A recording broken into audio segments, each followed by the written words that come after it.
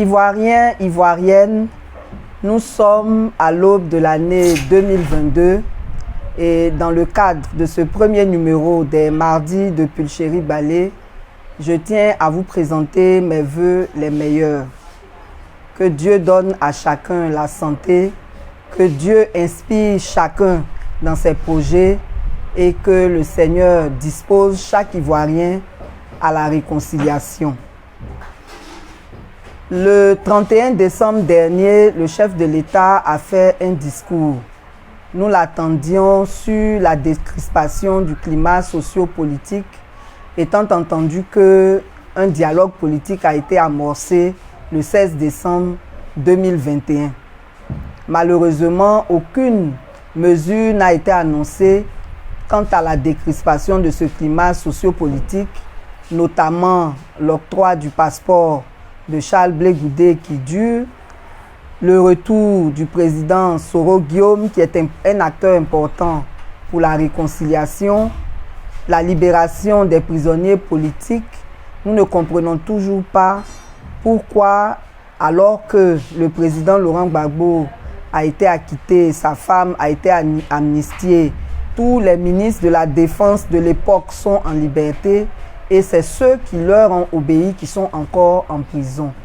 Nous voulons donc demander au chef de l'État de faire en sorte que véritablement la réconciliation soit une réalité. Et cette réconciliation-là a des préalables. Le préalable, c'est toutes ces questions que nous venons d'évoquer et c'est aussi une certaine inclusivité dans le dialogue politique qui a été annoncé.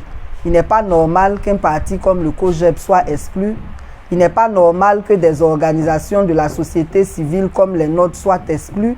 Et cela ne présage pas véritablement un dialogue qui soit constructif, un dialogue qui veuille effectivement des résultats qui satisfassent tous les Ivoiriens.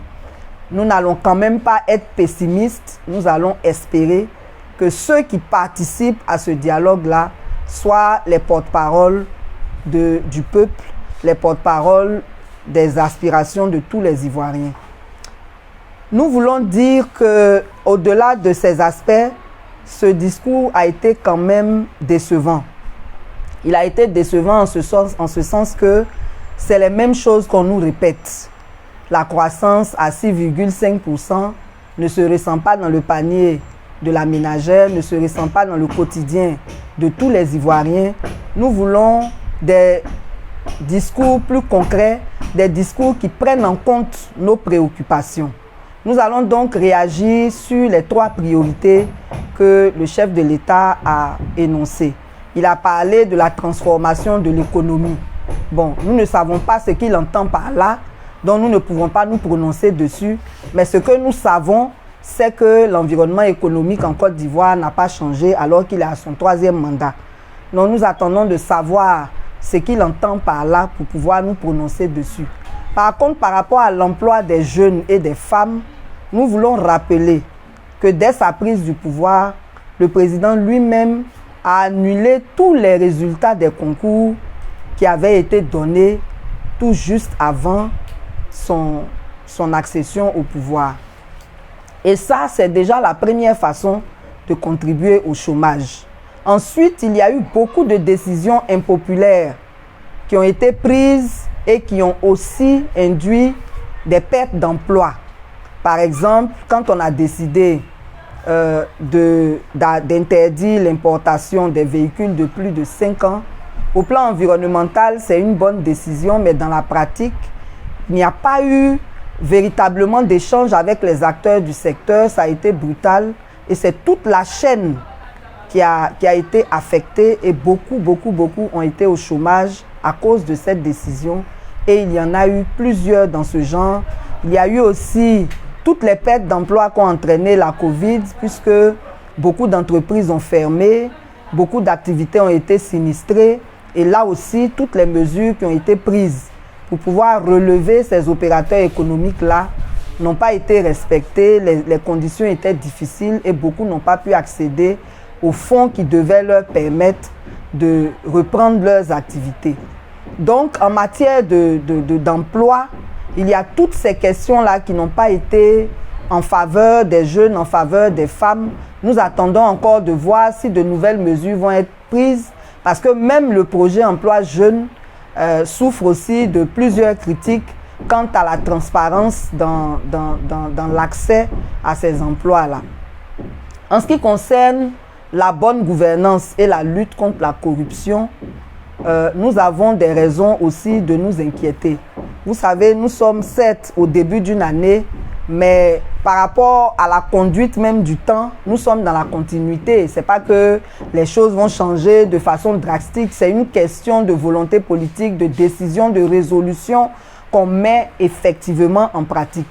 Donc par rapport à la mauvaise gouvernance ou par rapport à la bonne gouvernance, nous tenons à rappeler que toute l'année 2021 a été émaillée par beaucoup de violations des droits de l'homme. Et ça, c'est un signe de malgouvernance.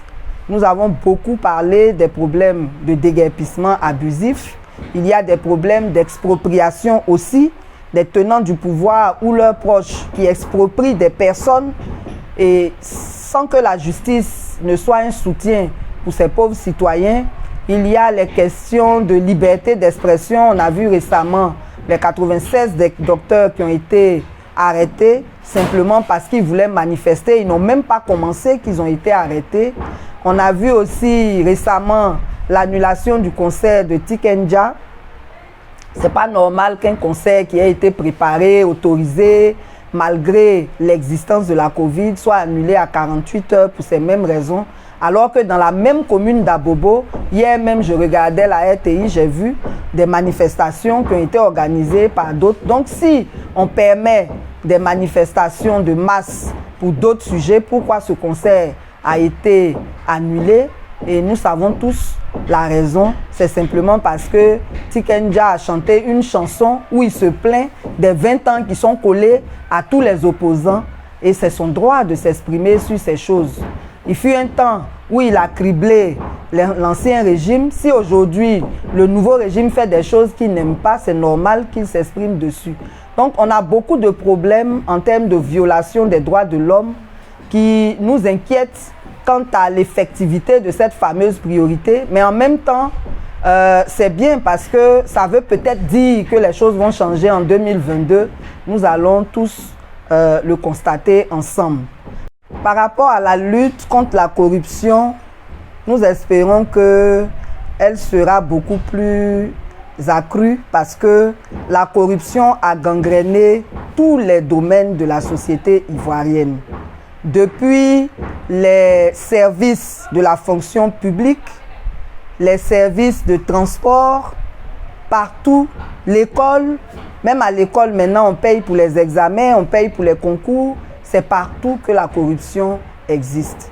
Donc il faut vraiment prendre des mesures qui s'appliquent à toute la société d'une façon générale et trouver les solutions pour que de façon légale, les gens arrêtent d'eux-mêmes avec la corruption. Ça veut dire qu'il faut que les lois soient corsées et appliquées pour que les citoyens eux-mêmes puissent être disposés à arrêter avec la corruption.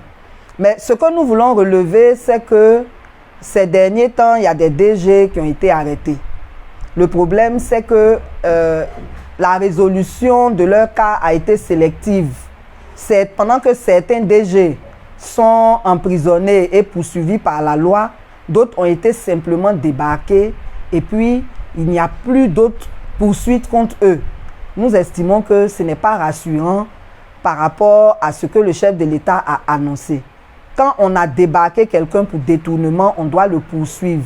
Et quand on a rendu l'affaire publique, on doit aussi rendre les poursuites publiques pour que le citoyen lambda sache que nous sommes dans une nouvelle dynamique et que si on a commencé par la tête, on va forcément arriver en bas. Et que chacun prenne ses dispositions pour ne plus s'adonner à ce genre de pratique. Donc, d'une façon générale, le discours du chef de l'État a été, en tout cas, décevant pour nous. Il y a eu beaucoup d'autosatisfaction. Il y a eu beaucoup de promesses qui ont été faites, dont on n'est pas sûr, vu les faits que nous constatons. Mais surtout, il n'y a rien eu qui concerne véritablement les préoccupations des Ivoiriens quant à la paix pour être sûr que véritablement en 2022, on aille à la réconciliation. Donc, pour terminer, nous allons tout juste dire que les mardis de Pulchérie Balé vont se poursuivre tous les mardis comme d'habitude. Nous remercions tous ceux qui nous soutiennent d'une manière ou d'une autre par rapport à la lutte que nous menons. Encore une fois, bonne et heureuse année à tout le monde et que la sagesse habite nos gouvernants pour que nous avancions au lieu de reculer. Je vous remercie.